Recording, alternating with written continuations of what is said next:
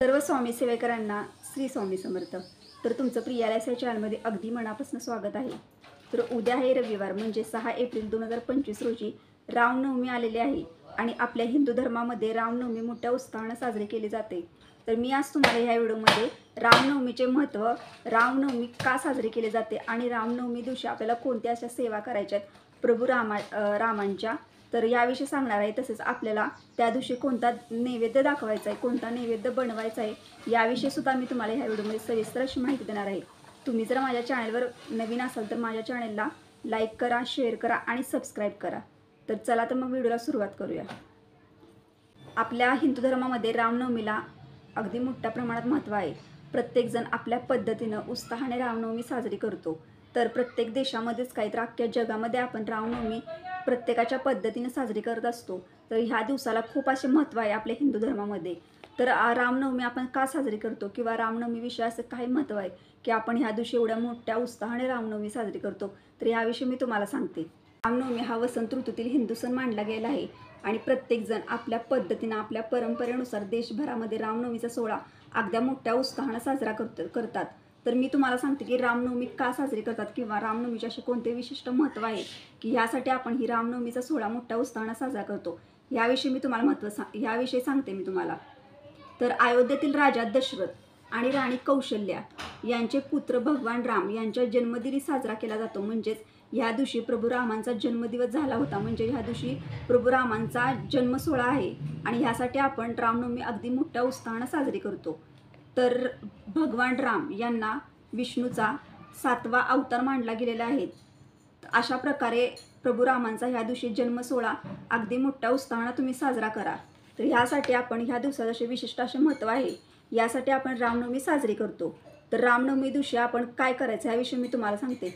तर रामनवमी दिवशी आपण प्रथम सकाळी लवकर उठायचं, जे काही तुमची कामं असतील ती करून झाल्यानंतर तुम्ही देवाची प्रथम पूजा करायची आहे.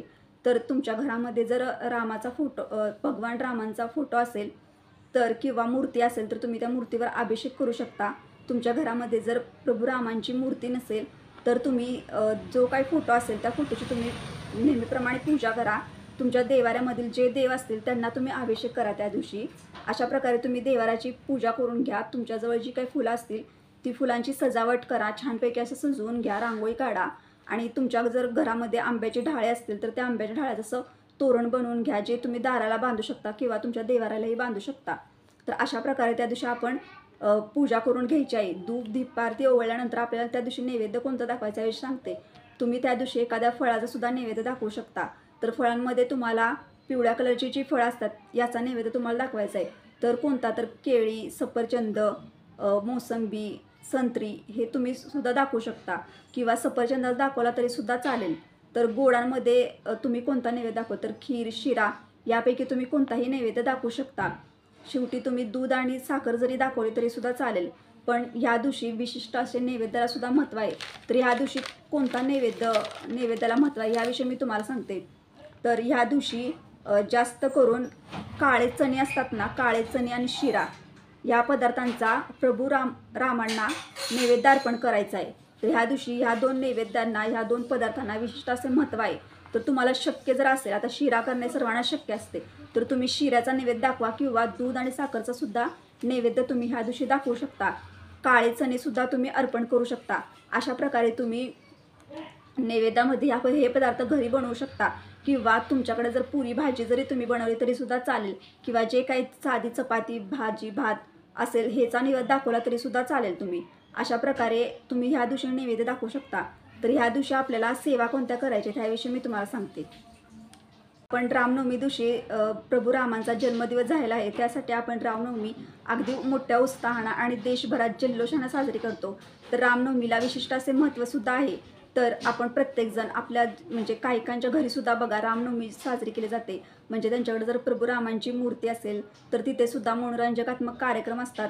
संध्याकाळी तिथे भजनसुद्धा असतात आणि रामनवमी अशा प्रकारे अगदी मोठ्या उत्साहानं जल्लोषाने देशभरात साजरी केली जाते. तर आपण रामनवमी दिवशी कोणत्या अशा सेवा करायच्या की ज्या सेवेचा आपल्याला त्या दिवशी फळ मिळेल आणि प्रभू रामांची आपल्यावर अखंड कृपा राहील, आपल्या कुटुंबावर कृपा राहील, यासाठी मी तुम्हाला त्या दिवशी कोणत्या सेवा करायच्या याविषयी सांगणार आहे. तर बघा, प्रभू रामांचा जन्म कधी झाला तर दुपारी 12 वाजताच, म्हणजे यावर्षी 6 एप्रिल 2025 रोजी रामनवमी आलेली आहे. तर दुपारी 12 वाजता प्रभू रामांचा जन्म झाला आहे. तर त्या दिवशी आपल्याला प्रथम कोणत्या सेवा करायची, म्हणजे त्याच दिवशी 12 वाजता आपल्याला ह्या सेवेला सुरुवात करायची आहे. तुम्ही त्या दिवशी 12 वाजता जर ह्या सेवेला सुरुवात केली तर ह्याचं फळ तुम्हाला मिळणारच आहे. पण शक्यतो तुम्हाला शक्य नसेल तर तुम्ही दिवसभरात कधीसुद्धा ही सेवा करू शकता. पण मी तर म्हणते दुपारी 12 वाजता प्रभू रामांचा जन्म झाला होता, तर तुम्ही ह्यानंतर ही सेवा करा. तर ह्या दिवशी आपल्याला सेवा कोणती करायची आहे, तर ह्या दिवशी आपल्याला आपल्या नित्यसेवेच्या पुस्तकामध्ये, म्हणजे केंद्रामध्ये जे नित्यसेवेचं आपल्याला पुस्तक मिळालं आहे त्या पुस्तकामध्ये रामरक्षा आहे. तर आपल्याला ह्या दिवशी रामरक्षाचं पठण करायचं आहे. तर रामरक्षाचं पठण करणे अत्यंत महत्त्वाचं आहे. या दिवशी तुम्ही वेळात वेळ काढून न चुकता ह्या दिवशी रामरक्षा स्तोत्राचं पठण करा. तर आपण काय करायचं, दुपारी 12 वाजता जेव्हा प्रभू रामांचा जन्मदिवस झाला, म्हणजे जन्म झाला, त्याच्यानंतर 12च्या नंतर लगेचच, म्हणजे 1-2 मिनिटात तुम्ही लगेचच रामरक्षा पठण करायला सुरुवात करा. तुम्हाला जेवढ्या वेळा शक्य असेल तेवढ्या वेळा तुम्ही रामरक्षा पठण करा. 108 वेळा केली तरी सुद्धा चालेल, 11 वेळा केली, म्हणजे तुम्हाला जेवढ्या वेळा शक्य आहे तेवढ्या वेळा तुम्ही ती रामरक्षा पठण करा. जर इतक्या वेळा करणे तुम्हाला शक्य नसेल तर तुम्ही एकदा म्हटली तरी सुद्धा चालेल, पण रामरक्षाचं त्या दिवशी नक्की पठण करा. तर तुम्हाला जर नित्यसेवेचं तुमच्याकडे पुस्तक नसेल किंवा तुम्हाला जर रामरक्षा पठण करता येत नसेल तर तुम्ही यूट्यूबला लावून सुद्धा रामरक्षा ऐकू शकता. पण न चुकता आपल्याला त्या दिवशी रामरक्षाचं पठण करायचं आहे.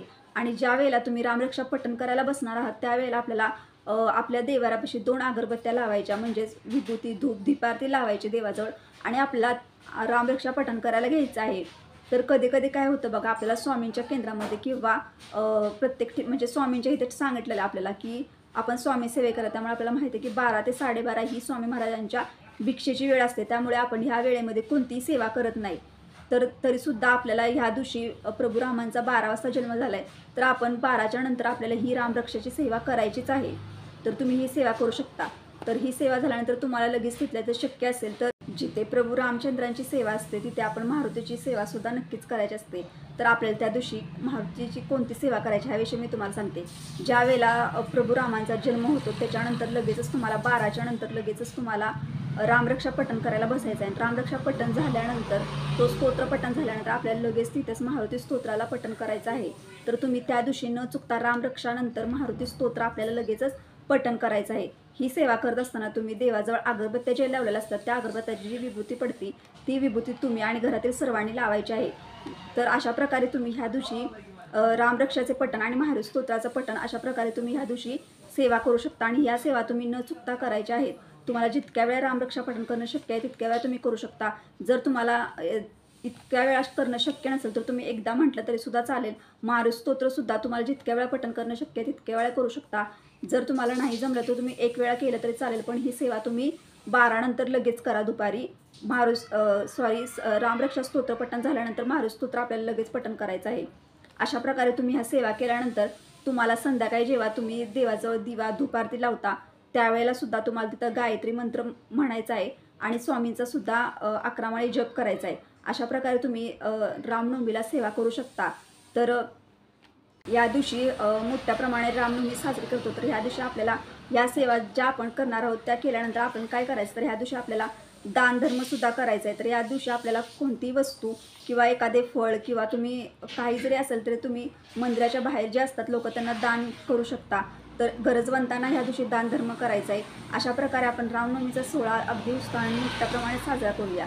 तर अशा प्रकारे मी तुम्हाला ह्या व्हिडिओमध्ये रामनवमी कशा प्रकारे साजरी केली जाते किंवा रामनवमीचे असे कोणते महत्त्व आहे, त्या दिवशी प्रभू रामांना कोणता नैवेद्य दाखवायचा आणि कोणत्या सेवा करायच्या याविषयी मी तुम्हाला ह्या व्हिडिओमध्ये माहिती दिलेली आहे.